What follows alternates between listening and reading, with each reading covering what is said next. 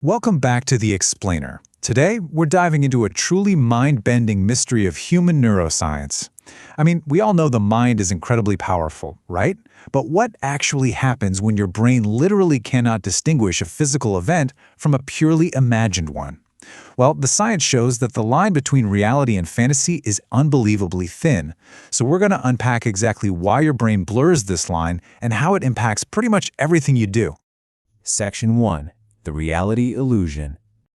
All right, let's just jump right in and shake up a core assumption we have about our minds. Some of your deepest fears and most intense emotions, they might actually just be products of your own imagination. Think about this classic thought experiment. I want you to really visualize this. Imagine you're holding a bright, yellow, freshly cut lemon. Now imagine taking a huge, juicy bite right out of the center of it. Really picture that juice. Can you almost taste the sourness on the sides of your tongue? Did your mouth just start watering? Take a second to notice what is happening in your body right now. But here's the kicker. There was no lemon. Absolutely nothing actually happened. And yet your brain responded as if that lemon were entirely real. You see, imagination isn't just passive thinking. It's this highly active biological process that is fully capable of triggering measurable physical responses right inside your body. So why does this happen? The biology behind this is actually fascinating.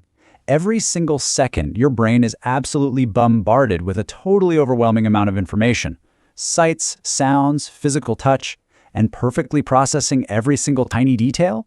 That would require a massive amount of energy. So your brain takes a shortcut. It operates as a prediction machine. Rather than waiting for every piece of factual data to roll in, it's constantly making educated guesses about what's happening around you. And most of the time, it's incredibly accurate. But when it takes a wrong turn, well, that is exactly where imagination slips in and takes the wheel. Moving on to Section 2, the physical impact. Let's look at how this plays out in real life, using a scenario we've all experienced, watching a horror movie. You're sitting safely on your couch. That is your verified danger, which is exactly 0. But in the movie, there's a huge threat. That's the perceived danger. Now, logically, you know you are completely safe, but your palms get sweaty, your heart starts racing, and suddenly every little creak in your actual house seems terrifying. That's because the emotional centers of your brain, especially the amygdala, respond so much more strongly to perceived danger than verified danger. If something just feels real enough, your body reacts physically way before your logical brain can even catch up. And this physical impact, it bleeds into so many other areas of our lives. Take dreams, for example. When you're asleep, your perception networks are firing on all cylinders, but your critical thinking completely shuts down. Your brain temporarily accepts pure imagination as absolute reality. Then there's memory. This is a crazy one.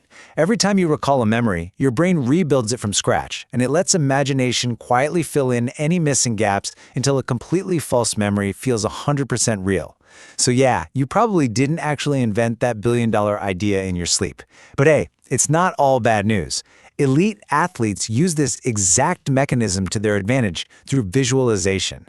Mentally rehearsing a physical movement literally activates and strengthens the exact same neural pathways used during physical practice. Your brain treats vivid imagination just like valuable physical experience. All right, Section 3, the dark side. So visualization is a real game changer for athletes, sure, but for the rest of us? This blurring of lines has some serious real-world consequences. Just look at these common modern anxiety triggers. Failing an exam, losing a job, being rejected, getting sick. Notice a pattern? Not a single one of these things is actually happening right now. They are purely products of our imagination. Yet the brain might trigger massive doses of stress hormones, treating these future possibilities as if they're present dangers.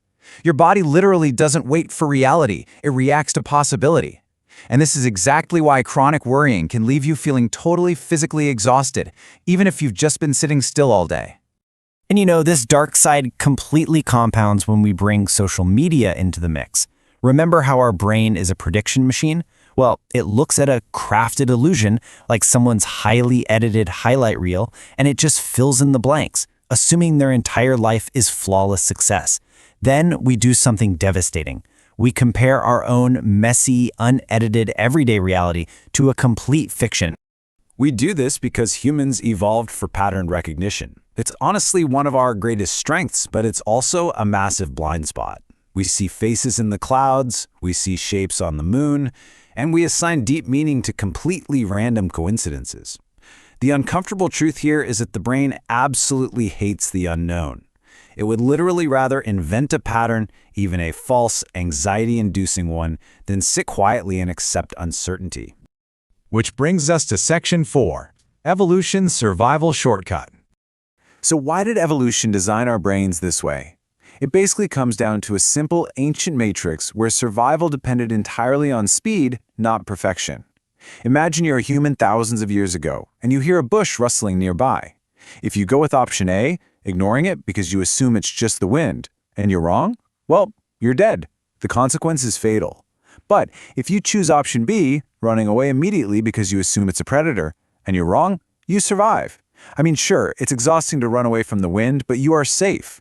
Our brains evolved to assume the worst and react at lightning speed. Those ancient survival shortcuts are the exact same mechanics driving our modern, anxious overthinking today. Finally, Section 5. Outsmarting your brain. So now that we know the system isn't broken, it's just doing its job, how do we get back in the driver's seat? Well, you can actually outsmart your own biology using a really simple 4-step framework. First, you just have to recognize that your mind confuses imagination with reality. Catch yourself in the act. Second, when you start feeling panic or absolute certainty about a fear, hit pause and ask yourself, wait, is this actually happening right now? Third, push back. Ask, what verified concrete evidence do I actually have?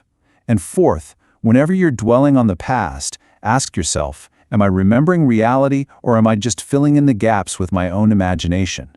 These are incredibly practical tools you can use every day to separate the stories your mind is spinning from actual verified facts.